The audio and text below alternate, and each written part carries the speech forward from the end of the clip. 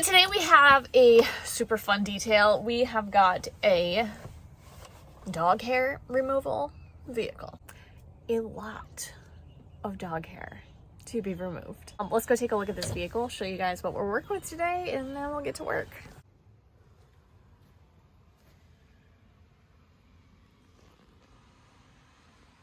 Front seat's really not looking all too bad. We've just got some dog hair on the seats. Consoles are dirty. Things are dirty, for sure. But the dog hair in the front is not too extreme.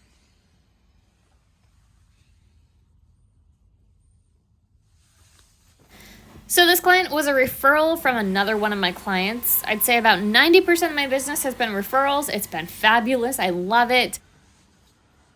This is like their third vehicle, not their everyday driver, kind of like their spare, and they would usually use it to transport the dog around, but they just had a baby, so they want to get this cleaned up.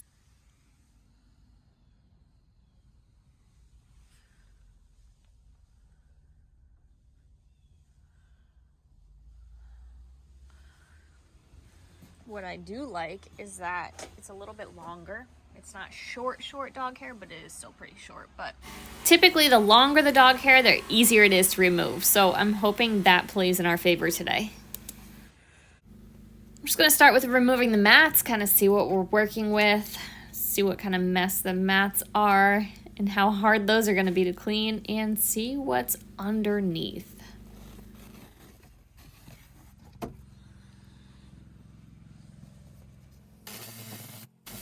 So I pretty much just wanted to share this video and go through my dog hair removal process.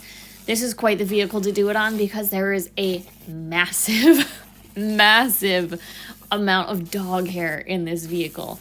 So I'm just starting in the back, and I'm going to try a couple different things to see what works best for this dog hair. A lot of times with dog hair, especially longer dog hair, and this hair is a little bit longer, the drill brush will just grab it and spin it, and it does an amazing job, but it's not doing anything. So I'm going to use the drill brush a little bit throughout this process just to try to loosen things up, but it really didn't do a whole lot of good like I was hoping it would. And sometimes that's just what you have to do. It's a little bit of trial and error to see what's going to work best for the fabric, for the carpeting, for the upholstery, for the type of dog hair. It's all just trial and error. It's just like not coming out at all. It's gonna be fun. Alrighty.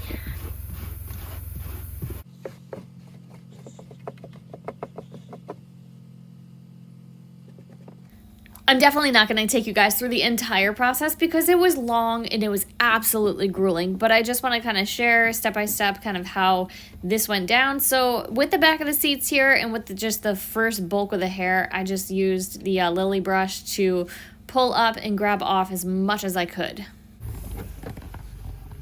We are working with some short hairs, and as you can see, they just, oops, I'll get you in the camera. The backing of these seats, this carpeting is like really long, and it's just not grabbing it out very good. Some of these hairs are definitely tricky. They're in there, that is for sure.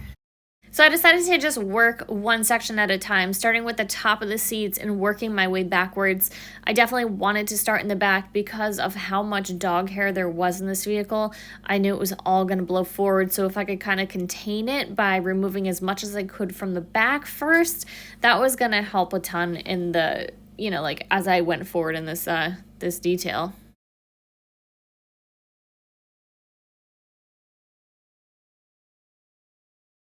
Drill brushing is not doing a ton. The lily brush is what's working best, so I'm just taking it section by section to get up a bulk of the dog hair, and I'm gonna keep moving my way section through section. We've gone from this to at least this, and I'm just gonna get up the bulk of it, and then I will go through and get a little more detailed with it. So there's a couple different options when it comes to removing dog hair. What I'm using is the Lily brush, Lilly, And I like this because it's small, it's compact, it has corners, it gets in corners. It can get into the tight crevices of the seats and on the floors, and it grabs the hair really well, and the brush lasts a long time. I do have this brush linked in the description here if you want to find the link directly. I recommend getting one, or at least two, in case you lose one. It's always great to have a backup. So this is where we're at right now. Still a lot of dog hair. The bulk is gone, but this is all gonna take a bit more tedious effort because, as you can see, it's gonna be a bit.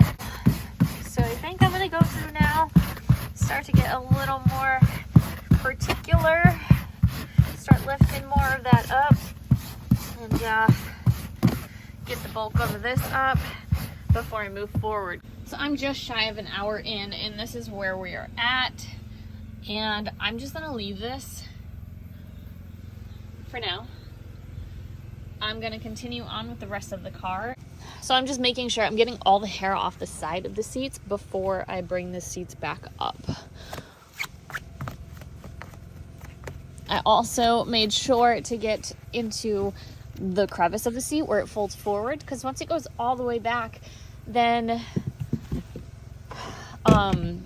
it hides a lot of that. So I made sure to do that before putting the seat all the way forward, and now I'm just making my way onto this side of the seat before putting that all the way forward.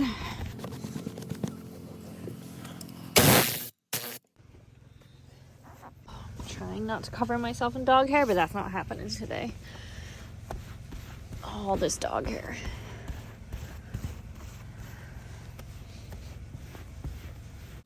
There's also another tool that I personally have not used, but a lot of detailers use it and have great success with it, and it's called the Fur Eel. Fur-EEL. I'll be sure to link that one in the description as well.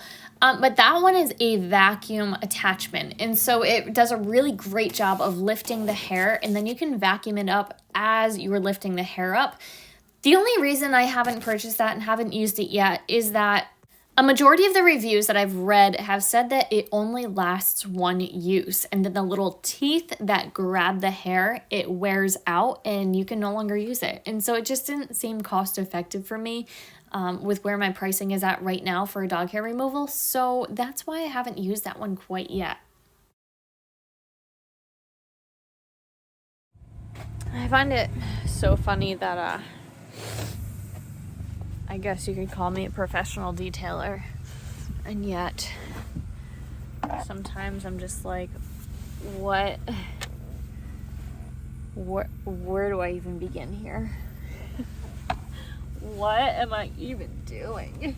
So I just air compressed and vacuumed out everything in here that was loose. Now I gotta go through and pull out all the dog hair as best as possible, and as I make my way to the front, we're just gonna keep getting more and more dog hair everywhere, but it's not gonna be embedded, it's gonna be loose, so it's gonna be easy to vacuum and pick up, so I'm not too worried about that. So that's my next step. I'm gonna go through all the seats, all the carpeting on the floors, and get all this dog hair off. So another tool that I have recently picked up is the Tornador Velocity Vac Dry. Now this is the one that you attach to your vacuum, and it has the tornador. So you're tornadoring and it's sucking up into the vacuum at the same time. Okay, so I did just message the client. I didn't think I was going to have to, but we have a lot of dog hair here. So I just like to always be mindful of the client's expectations and the client's budget. So I just messaged her and said, hey, I'm about an hour and a half into the additional dog hair removal process, and it's about 90% removed. Would you like it to perfection for the additional charge, or are you good with it being like really good, leaving it where it's at the hour and a half? So I just kind of put the ball in her court just so she doesn't come and be like, oh my God, she didn't get every hair out.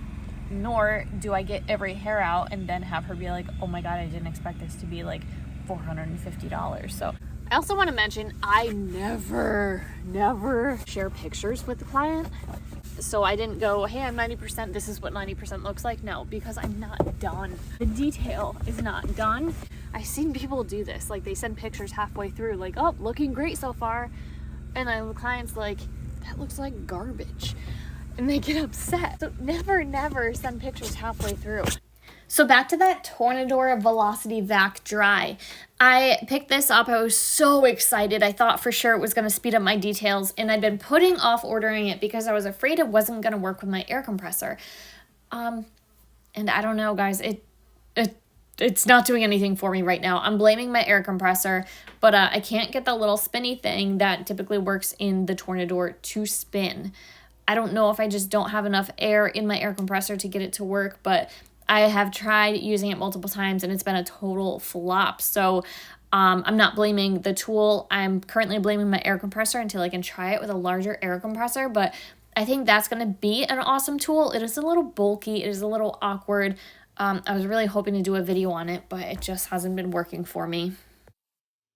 I'm just trying to get deep in here. The Tornador cone doesn't fit, so I have my little air gun. And just trying to get into these deep crevices that I can't get into.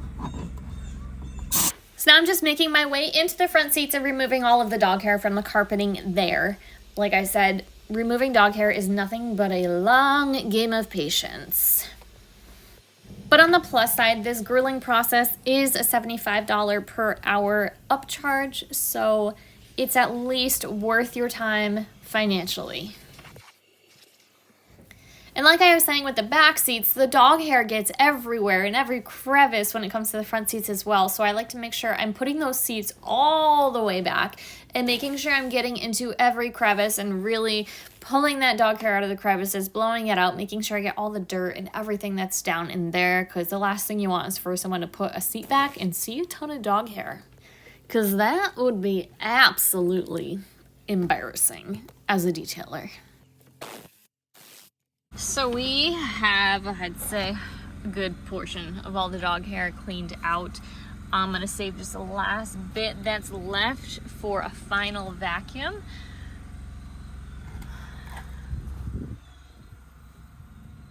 I have to do a quick extraction of all the seats here. And, but yeah. Lots and lots of work. We are probably 3 hours in. It's about 11:20, so maybe 2.5 to 2.5 hours or so.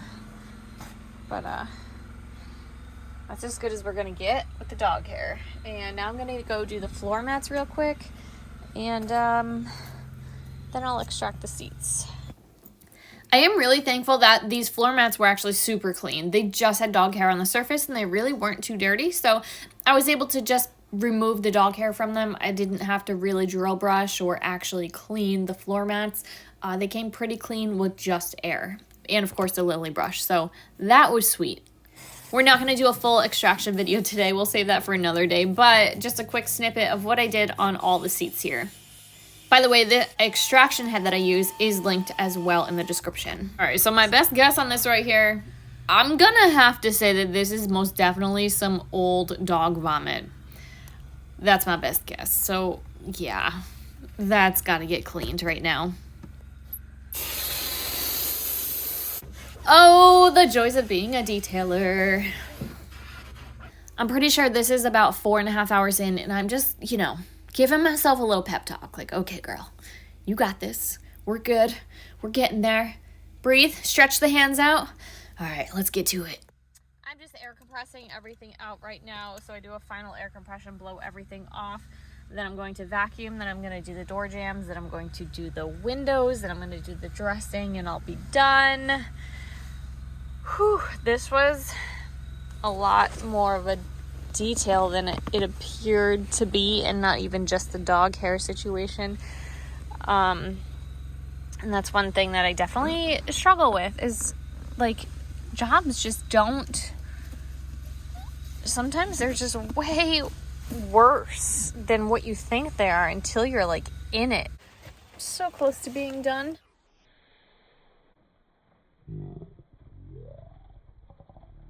Apparently, I was in slow motion, but it just started pouring, guys. I just had to do the door jams and I'd be done.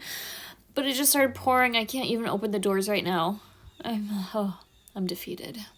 Feeling defeated.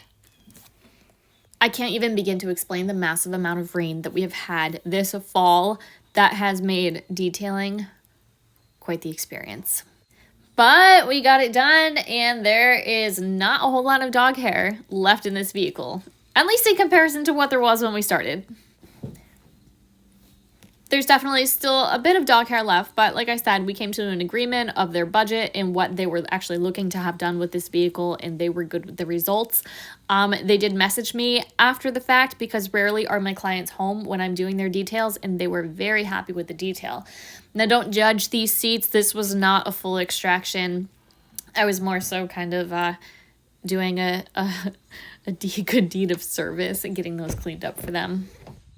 These seats, if you remember, were absolutely covered in dog hair when we started, so this is definitely a massive improvement and definitely a much better environment to have their newborn baby in. Guys, I want to share with you exactly what I made on this detail and what I charged the client, what they left me for a tip, so stay tuned.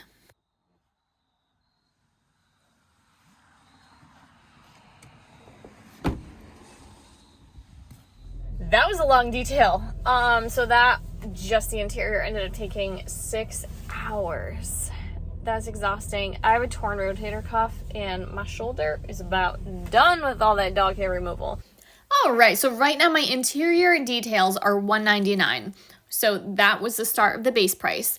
Dog hair removal is $75 per hour, and it took me approximately an hour and a half to remove the dog hair. The client left me a $57 tip, totaling my day at $368.50. So thank you guys so much for hanging out with me on this good old dog hair removal interior job.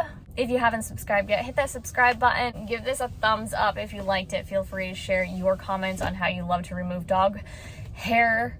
And until next time, guys, see you later.